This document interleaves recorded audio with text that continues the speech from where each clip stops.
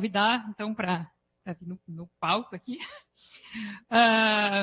Então, a professora Rosa Vicari, ela é professora aqui do Instituto de Informática da URGS, né, professora titular. A professora Rosa, ela fez graduação em tecnólogo em processamento de dados na Universidade de Vale do Rio dos Sinos, fez mestrado aqui na URGS, né, doutorado pela Universidade de Coimbra e pós-doutorado, né, 2, né, na Universidade de Leeds e Joseph Fourier, na França. Bom, então, ela é professora titular aqui do Instituto de Informática, né, e ela é coordenadora da cátedra da Unesco em Tecnologias de Comunicação, Informação e Educação, e a professora tem uma vasta experiência em ciência da computação, né, com ênfase em inteligência artificial aplicada à educação. E atua há muito tempo, né, e tem... Nossa, a Rosa é muito conhecida. Obrigada, Rosa, por participar desse nosso painel. Então, o nosso outro painelista é o professor Avelino Zorzo, né, que fez graduação e mestrado aqui na URGS, doutorado na Universidade de Newcastle, na Inglaterra, e atualmente ele é professor titular na PUC, né, PUC Rio Grande do Sul. Ele já foi diretor, né, da FACIM, Faculdade de Informática da PUC, coordenador adjunto dos programas profissionais da CAPES, né, do MEC, diretor adjunto de treinamento de ensino da Sucesso, e foi da SBC, né, participou da diretoria, né, em mais de uma gestão, como diretor de articulação com empresas, e foi diretor de educação da SBC na época que a gente estava iniciando o trâmite, né, todo o processo para a inclusão da computação na BNCC. Atualmente, ele é coordenador de área da área da computação, na CAPES, né, MEC, e avaliador de condições de ensino do Ministério de Educação e consultor ad hoc do CNPq, CAPES e FAPERGS. Então, obrigada também, Avelino, por estar aqui. E, além disso, temos o painelista aqui, remoto, Silvio Meira, que ele teve um contratempo, então a gente está aguardando a entrada dele, não sabemos ainda se ele vai conseguir, né, se conectar, porque a gente sabe que quando não é presencial, às vezes acontece esses contratempos de internet. Bom, então a gente pode iniciar, né, com a Rosa, eu acho. Então, vamos lá. Pode sentar aqui. Tá. O passador de slides, sim, é importante. Tá bem.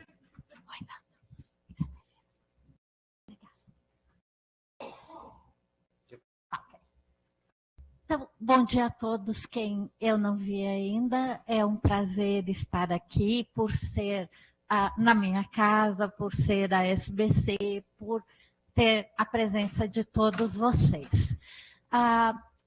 A minha fala, obviamente, é inteligência artificial. A gente defende o ensino de computação a partir da inteligência artificial e é o que eu vou falar um pouquinho aqui para vocês. Então, as motivações, né? A primeira é a posição do Brasil no mundo em termos de educação. Quanto for azul mais escuro, melhor.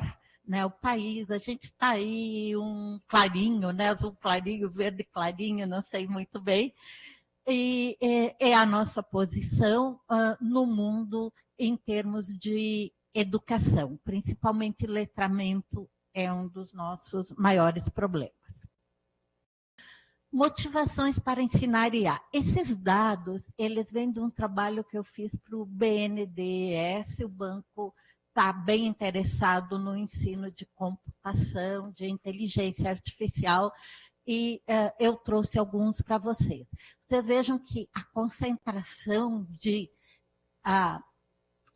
pessoal capacitado em IA no Brasil é considerado por organismos internacionais, pelo Banco Mundial é considerado 0,0, pela OCDE 0,2, e isso, vamos dizer assim, ainda eles dizem, está todo mundo em São Paulo. Eles põem essa observação tá? no trabalho deles. A taxa de habilidades no Brasil ela é de 2,62, esses dados são de 2021, né? E o que acontece? Por exemplo, o Banco Mundial, a OCDE, colocam: olha, cada vez mais para o trabalho se exige dos trabalhadores habilidades. E essas habilidades têm a ver com saber usar o computador, saber usar celular, né? A criatividade, comunicação, mas vejam os últimos: entendimento do que é conhecimento, do que é machine learning, e saber interagir com aplicações de IA. Então, a gente sabe que primeiro a gente vai perder os nossos empregos para quem souber trabalhar com a IA, depois para a IA. O Brasil, ele ocupa a posição 12ª em publicações em IA, ele ocupava, né? A 12ª em 2018, e ele vem caindo. Em 2023, ele já é o 18º. Vocês sempre acham de onde eu tirei essas informações aí embaixo. Então, partindo desses motivos para se ensinar IA, mas a gente tem outros. Né? A gente tem uns que talvez estejam mais perto dessa nossa realidade. O mundo está cercado pela IA. A IA, eu brinco, ela vem para os nossos equipamentos de forma espiritual. Eu não preciso chamar a IA, né? Ela está aí. Eu vou usar a Netflix, eu vou usar qualquer assistente pessoal, eu vou usar, sei lá, Shazam, Spotify, sei eu, tudo tem IA. Tá? Podemos estar criando disparidades enormes se a gente deixar para que só entenda a IA quem estiver lá no ensino universitário. Então, a gente pode estar criando um fosso ainda maior. Mas os alunos podem ser incentivados a ter curiosidade sobre o que está por trás dessas tecnologias que eles já usam. Tá? E se a gente fizer isso, o que vai acontecer? A gente vai despertar o interesse deles para saber resolver problemas com a IA, mas também pensar sobre a IA. E nós vamos falar sobre isso. Além disso, que outros motivos eu tenho para ensinar IA e trabalhar com a IA? Permitir alcançar prioridades educacionais em escala. Né? Com a pandemia, aconteceram vários problemas educacionais, etc. Uma das grandes vantagens da IA é a adaptação. Os sistemas se adaptam às necessidades dos alunos, né? Se adaptam ao grau de aprendizagem, como é que o aluno aprende melhor, etc. Né? E daí o que acontece com isso? Eles podem trazer um aluno que teve um certo problema numa área, etc., para um nível mais geral. Ou pode impulsionar um aluno que já está bem, melhor, etc., para ir adiante. A necessidade de conscientizar sobre os riscos dos sistemas da IA. A IA é dual, né? Ela sempre vai ter os dois lados, vai ter as vantagens e vai ter os riscos. Riscos, por exemplo, os alunos podem ficar sujeitos a maior vigilância, né? De certeza, a IA captura dados pessoais, etc., etc., e alguns professores têm medo de ser substituídos. A urgência também ela é devido à escala de possíveis consequências não intencionais.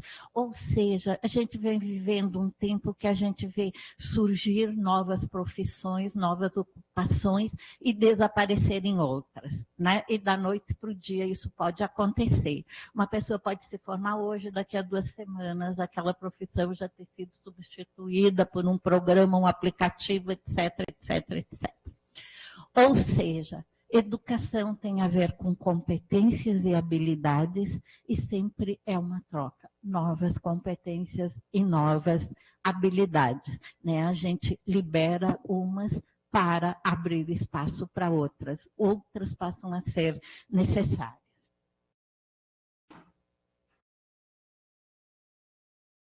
Outra das necessidades, né, de se trabalhar com a IA, tem aí a Base Nacional Comum, né, Curricular, a BNCC, que traz a ideia do pensamento computacional. E a nossa proposta, como eu disse, é ensinar computação a partir da IA. Eu vou falar um pouquinho mais adiante sobre essa ideia. Então, o BNCC talvez seja a nossa principal motivação particular aqui no Brasil. Que competências a gente está trabalhando? Nós começamos a trabalhar com isso pelo ensino médio, porque a gente foi motivado por um projeto que se chamou CIA-RS, para fazer um trabalho, uma proposta para o ensino médio. Essas competências não fomos nós que definimos, elas vêm de literatura, mas elas têm a ver com dados. A IA precisa alfabetizar em dados, diferentemente da informática, o dado na inteligência artificial é muito importante, a gente vai ver como a IA trabalha com dados, representação e raciocínio, aprendizagem de máquina, interação IA-humano, e impactos sociais, o que eu chamo de IA e sociedade. Tá? Então, essas são as 5 competências que a gente trabalhou na nossa primeira proposta. A Unesco, mais recentemente, o ano passado, ela fez um trabalho, participei desse trabalho, propondo competências para professores e competências para alunos. Essas competências, elas viriam numa progressão, mas essas competências têm a ver com as 3 componentes da alfabetização em IA que a Unesco propõe, que é a alfabetização em dados, alfabetização em algoritmos e alfabetização em modelos, que a gente logo vai ver. Ela propõe para o professor e para o aluno. O que tem de diferente para o professor? Deixa eu ver se eu acho, achei aqui. Para o professor tem toda a parte onde a IA entra mais nas escolas atualmente, que é na parte administrativa e na parte de... Os professores têm seus primeiros contatos com a IA, por quê? Porque ela consegue gerar meus planos de aula, ela consegue gerar meus PowerPoints, né? Ela consegue gerar, sugerir os conteúdos, etc. Então, é o primeiro contato com os professores, mas também porque ela automaticamente ela preenche todos aqueles cadernos burocráticos, etc., registra a presença do aluno na escola, esse tipo de coisa. Mas as outras competências, elas são comuns, tanto para professores como alunos. A gente pode ver aí que ela, vamos dizer, em cima, aqui a gente tem Bloom, né, a taxonomia de Bloom, de como vai andar com os conceitos, né, que é compreensão, aplicação e criação, que seria o topo da taxonomia de Bloom, que é também a que o MEC usa. Então, visão crítica da IA, agenda humana, letramento em IA, teste e uso, IA para o ensino e IA para apoiar as tarefas administrativas. E aí vem vindo, né? São aquelas que vêm evoluindo até a criação, até o professor poder criar seus próprios conteúdos, seus próprios planos, etc., etc.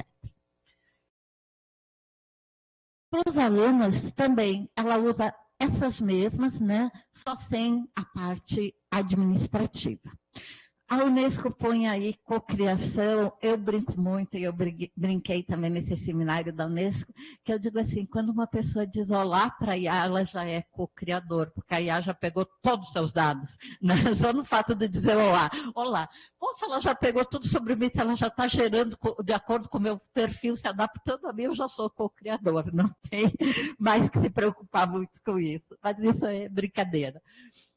Então, a nossa proposta de abordagem que segue a Unesco. Letramento em dados, o que significa isso? Envolve todo o processo de coleta, curadoria, e nós acrescentamos, a Unesco não foi isso, mas nós acrescentamos armazenamento dos dados. Por quê? É importante saber onde os dados foram coletados, por quem foram coletados, qual é o classificador, porque a IA, diferentemente da informática, a informática entra um registro, processa e sai. A IA trabalha os dados em conjuntos. Todas as pessoas altas aqui, todas as pessoas medianas aqui, todas as pessoas baixas aí. Vejam que são conceitos fluidos, né? Eu vou ter uma zona cinza aí, alguém pode ser classificado como alto e não ser tão alto quanto isso, como baixo e não ser tão baixo quanto isso, né? A IA trabalha com falta de dados, com dados imprecisos, com aproximações. A gente diz, a IA não dá resposta, ela dá previsões. Tá? E essas previsões podem estar certas, parcialmente corretas ou incorretas. Entrando no mesmo dado, a saída pode ser outra. Tá? Olha as diferenças para a informática. Então, o dado em IA, eu costumo dizer que ele morde, ele é importante, ele tem um significado. Letramento em algoritmos. Então, como que esses algoritmos aprendem com os dados? Né? Como geram o conhecimento para a tomada de decisão. Vejam que no momento que eu coloco o conhecimento numa máquina, eu dou poder para ela decidir, e eu já estou trabalhando numa equipe mista, um humano e um não humano, tomando uma mesma decisão sobre algum problema. Né? Então, como que esse algoritmo resolve, aprende com os dados para resolver problemas? E o letramento em modelos de raciocínio. Aqui eu ponho o simbólico e estatístico, eu não ponho o numérico, né, que é bem tradicional na informática, porque eu não enxergo ele na IA, pode ser um defeito meu, tá? Mas sim, a IA usa o raciocínio simbólico e usa o raciocínio estatístico aproximados. A nossa proposta de abordagem, além de tratar as proposições da Unesco, a gente trata o pensar com a IA, que é usar a IA para resolver problemas, né? E o pensar sobre a IA, que é entender como a IA funciona para resolver aqueles problemas, né? E ter uma posição crítica sobre o seu uso. Quando eu entro lá e digo concordo, é bom saber com o que eu estou concordando. Na IA é muito importante saber com o que eu estou concordando.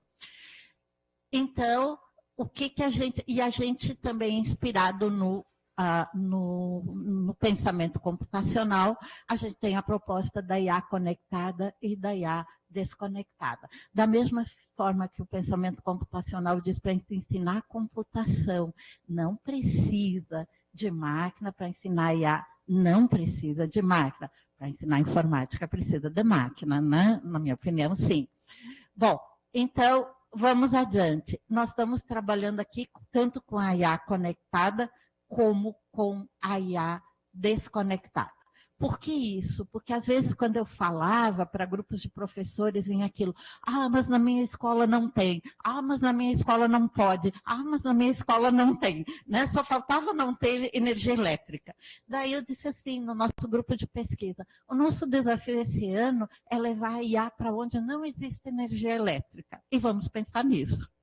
Foi um desafio que a gente se colocou como grupo de pesquisa.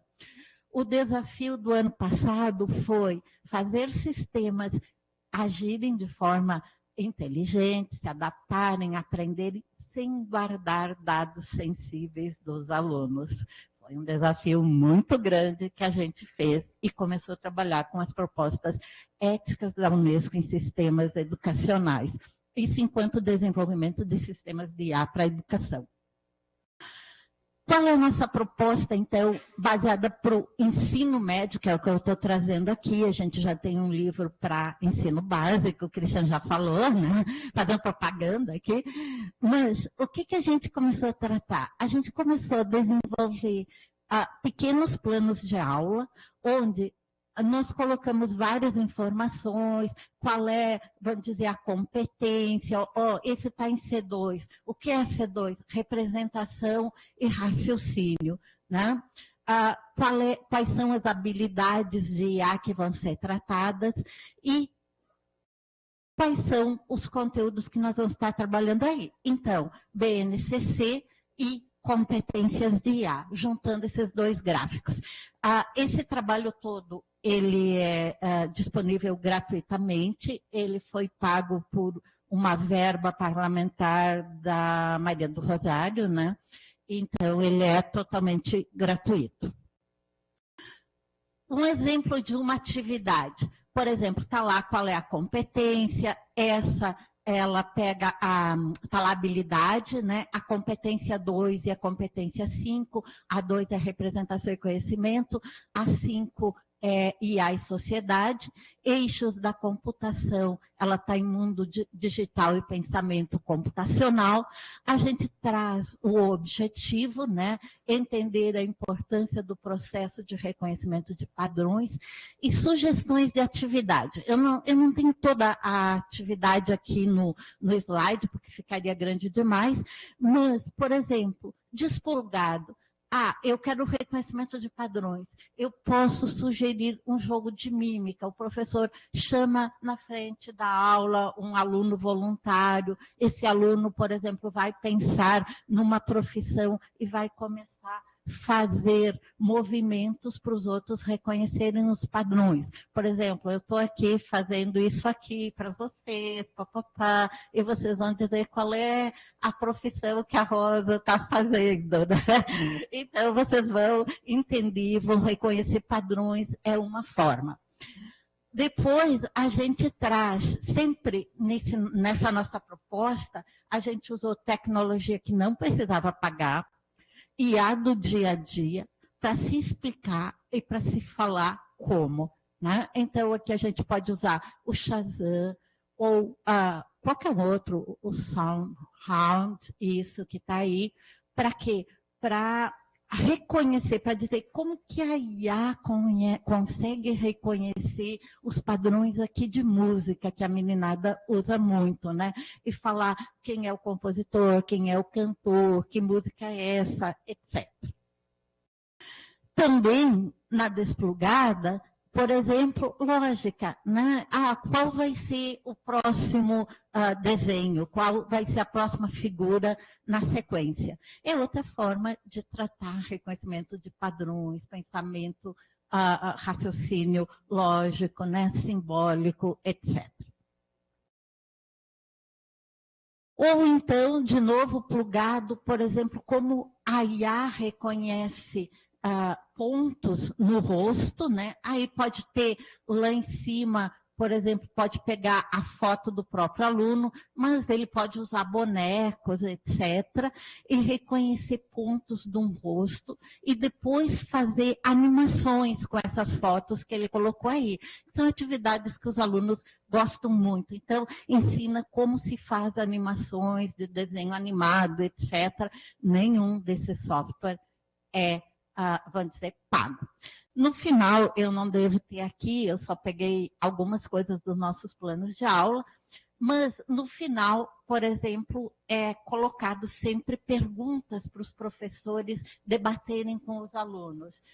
Que dados, por exemplo, o Shazam pegou teus para trazer uma playlist adaptada ao teu gosto. Mas o que significa? Ele vai sempre te indicar playlists adaptadas ao gosto que ele acha que você tem. Com isso, você pode deixar de conhecer um outro estilo que você poderia vir a gostar. Né? Olha sempre a dualidade. Traz o que eu quero, que se adapta a mim, mas também pode, né, me deixar para baixo. Sim, Cris, está aqui. Ó. Esse está no endereço do INFIURGS, né? CIARS é o referencial. Obrigada, Cris. Sem querer, desculpem. Tá? Eu fui longe. Spoiler total aqui. Pronto, estava aqui. Tá. Então, para o professor debater com o aluno, entender que riscos tem eu oferecer a minha foto. Ah, mas a máquina aprende a reconhecer a minha foto? Sim, mas e se reconhecer errado numa situação de risco? Como que fica? Né? Então, tem várias coisas que podem ser tratadas. Aqui está, a IA é dual, e eu coloco um exemplo bem da minha área de sistemas tutores inteligentes, né? Onde, se eu tiver um sistema de IA que aprende sobre o aluno, que se adapta, que trabalha de acordo com as suas necessidades, que a gente não usa nenhum desses no nosso referencial, porque eles são caros, tá? Muito caros, assinatura, pagar, etc, etc. O que acontece? Se o modelo for bom, etc., o que vai acontecer? Ele vai se adaptar direitinho, ele vai trazer o aluno, vai diminuir o fosso, etc, etc. Se o modelo não for tão bom, o aluno pode ficar parado mais ou menos sempre no mesmo nível e nunca evoluir. Mas o que mais que eu trago aqui? Assim, pensar, bom, eu posso dar dados sensíveis para um sistema de IA e é praticamente impossível de remover o que vai para a rede. Né? Não tem como. Sempre alguém já copiou, alguém já pegou, já fotografou, já fez, já aconteceu. Modelos de IA, né, os bots, não são substitutos para motores de busca. Por quê? Os bots, eles dão informações credíveis, eles trabalham com previsão, eles preveem a próxima informação, mas se não tem, eles geram. E eles geram de forma credível. Eu já tive exemplos que eu disse, vem um texto muito bonito e coisa, e eu disse, qual é a bibliografia? Ah, sim, está aqui. E eu ia buscar a bibliografia e aquele autor existia? Existia. Aquele título existia. Aquela revista, aquele journal existia. Mas aquele autor nunca tinha escrito aquilo, nunca naquele journal. Né? Mas tudo existia, é credível. Então, os sistemas de linguagem de IA, eles fazem coisas credíveis, não necessariamente corretas. Vejam que a IA trabalha com falta de dados, com informações imprecisas, a IA faz previsões e não dá respostas. Né? Já os motores de busca fazem outro tipo de coisa. Sistemas de recomendação, eles são para fisgar o usuário. Vocês já tentaram usar um desses sistemas de IA para aprender uma língua estrangeira? Você faz os maiores erros, você é muito ruim. E o sistema... Mas como você está bem, você evoluiu muito, né? O que eles ficam fazendo? Te cativando para você não sair daí, né? Se você vai arrastar o app para o lixo, oh, que pena, mas por que você está fazendo isso, etc, etc. Né? Eles interagem.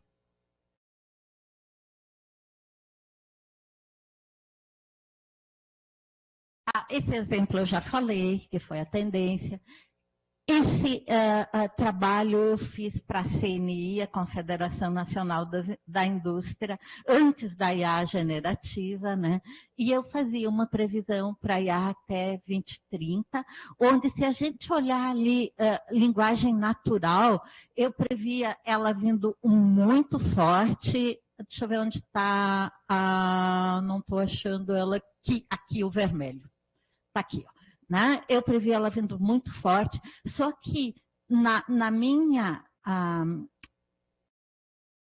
meu trabalho de prospecção, eu separei fala de texto e ela caminhou bem junto, uma em cima da outra. Eu devia ter feito essas duas tirinhas aqui, uma em cima da outra, né? E eu previa que o texto ia chegar um pouquinho depois da fala, porque aqui já estavam surgindo todas as assistentes pessoais, etc., né? E eu dizia, vai demorar um pouquinho mais para juntar. E não, veio no tempo que eu imaginava, né? Antes de 2020, 1918, a gente já testava os betas do GPT, né? Mais ou menos por aí, 18, 19, a gente já estava testando DALL-E ou GPT, etc. Não era tão popular quanto agora, mas já estavam aí.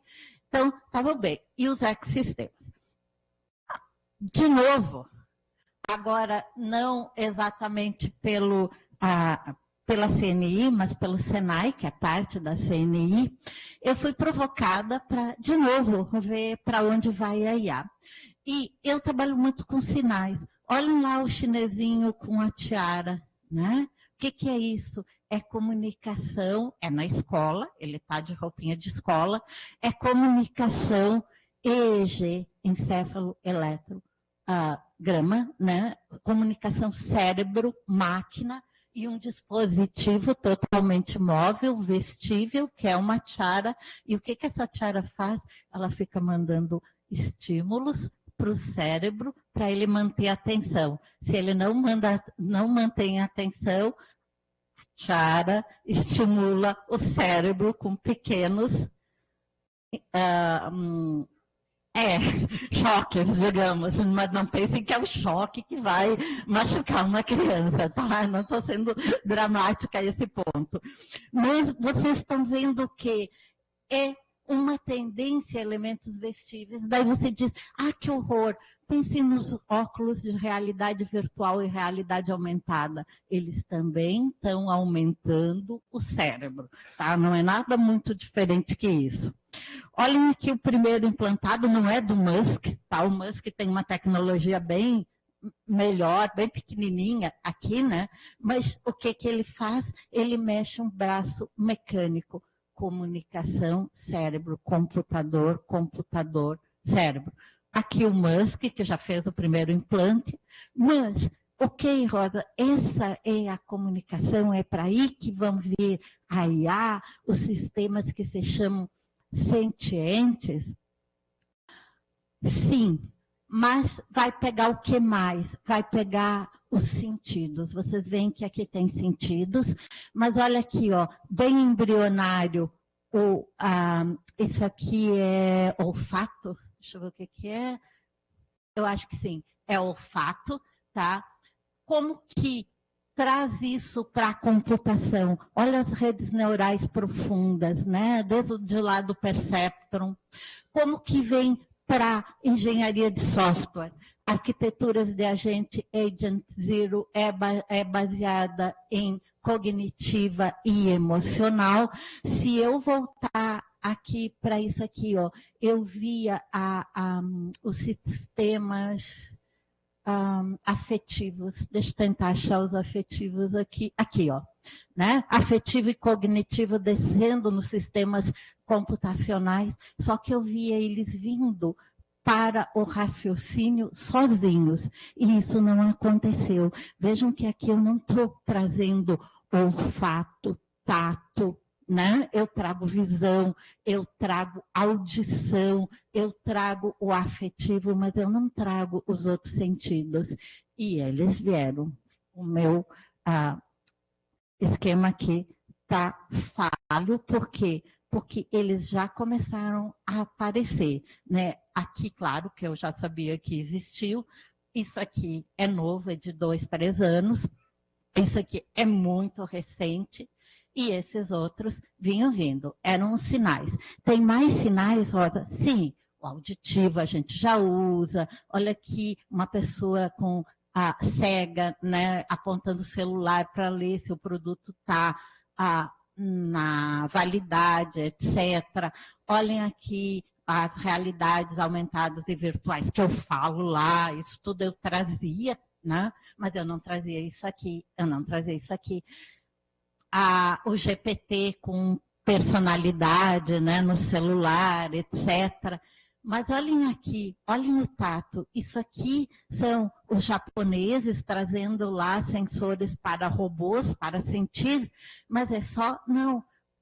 Tem pessoas que jogam jogos de espada, né, Christian? Qualquer coisa assim. Eles podem comprar essa roupa e, se eles usarem essa roupa enquanto estão jogando, eles vão sentir a punhalada, né? Então, vocês já estão vendo aqui, ó, vestíveis, vestível, o vestível, né? Etc., tudo vindo como sinais que vai acontecer. Então, daqui surgiu o meu novo roadmap da IA. Esse tem uma grande vantagem, porque ele vai até 2060, eu já vou estar morta. Tá? Então, não tem problema nenhum.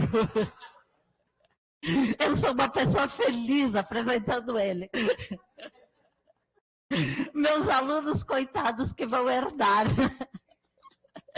Então, gente, vejam que eu mudei. Ó. Eu estou trazendo aqui a IA do dia a dia, porque a IA ela se popularizou muito. Ela vem no dia a dia. Aqui estão as redes neurais profundas que vêm entrando para todas as áreas. Eu não vou entrar em detalhe nesse mapa, porque seria muito detalhado, eu faria uma apresentação só sobre ele, mas no que esses novos sistemas, tipo os sentidos e a afetividade vai mudar aí a tomada de decisão. Vejam que eu vinha falando em raciocínio simbólico e probabilístico. Aqui a gente vai ter outro tipo de raciocínio, que é baseado em emoções e nos sentidos, para a tomada de decisão dos sistemas. Eles vão afetar os sistemas educacionais? Vão. Aqui eu tenho a legenda, né? Tem coisas que já existem, essas que são pontilhadinhas não começaram a pesquisa ainda, ou começou em alguma coisa que já começou em, vamos dizer, visão e audição, mas o resto ainda não tem resultados práticos, tangíveis, etc. E para onde vai levar a IA? A IA, durante toda a minha palestra, eu falei assim, a IA é personalizada, ela se adapta ao aluno, um por um, né? Ela reconhece a foto do fulano, um por um, ela reconhece a fala do Beltrano, etc. Ela é personalizada, individual. Para onde nós vamos aqui? Nós vamos para a IA social. A IA que vai reconhecer emoções de um conjunto de pessoas, que vai tratar com o coletivo, que vai poder tratar com os alunos em ambientes colaborativos e não um para um, o tutor e o seu aluno, mas sim um grupo de alunos e um tutor ou vários tutores, etc. Isso é a IA social, tanto na educação como nos sistemas que a gente está trabalhando atualmente. Então, ela vai poder reconhecer grupos de pessoas, não é aquela pessoa no meio de um grupo. Né? Ela vai poder trabalhar com vários. Isso é que se prevê o futuro da IA, o que é chamado na literatura de máquinas sociais. Estou terminando, Avelino. Então, o futuro aqui é o que mais ou menos eu fui falando e botando como isso já vem vindo para a educação, quais são as empresas que estão trabalhando com esse tipo de coisa, né? Aqui, ó, por exemplo, blockchain para reconhecimento de alunos, né? Para LMS, alunos trabalhando à distância, etc. Saindo dos bots para os agentes, e aí sim vai ser o maior problema ainda para a educação, né? Se agora os professores já dizem, o GPT faz tudo. Eu pensei, como vai ser a minha disciplina de lógica nesse semestre? Até o semestre passado o GPT só trabalhava lógica proposicional, agora ele já faz tudo na lógica de predicados. Como que eu vou fazer com os meus alunos, né? É bem complicado. Então, mas quando for um agente, o que vai acontecer? O aluno estava botando os problemas lá para o GPT resolver, mas o GPT não é mais um bot, ele é um agente. O aluno foi dormir, acorda, o GPT já fez tudo, porque os agentes são proativos. Né? Eu queria comprar uma passagem, mas estava caro. Eu fui dormir durante a noite, baixaram os preços, o agente comprou a passagem, eu acordo, ele diz, está aqui a tua passagem, minha querida. O que vai acontecer?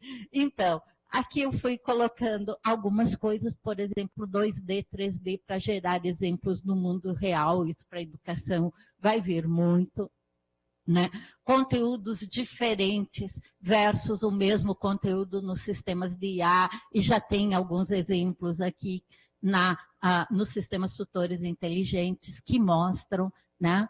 E, enfim, como que vem, e os sistemas sociais, né? Poder usar a IA em sistemas colaborativos. Minha conclusão, a gente já viu aí, eu só fico com isso. É possível botar de volta? Né? É muito difícil. O que a gente faz para o GPT? A gente vai lá e passa a mãozinha. Se eu passar a mãozinha direitinho e disser o meu desejo direitinho, ele vai atender. Né? Se eu não passar a mãozinha direitinho, não souber criar um prompt muito bom, o meu desejo vai ser atendido pela metade. Então, eu desperto o gênio. Só que esse gênio pode virar um agente proativo, independente, que não precisa ser despertado. Então, essa é o meu trabalho para vocês. Esse é o que o Christian me alcançou, né, que é gratuito, o nosso livro, documentos de apoio que eu peguei para trabalhar com esse texto, e o documento da Unesco, como usar IA generativa na sala de aula. É isso. E eu estou aberta para perguntas quando for a hora. Muito obrigada, Rosa.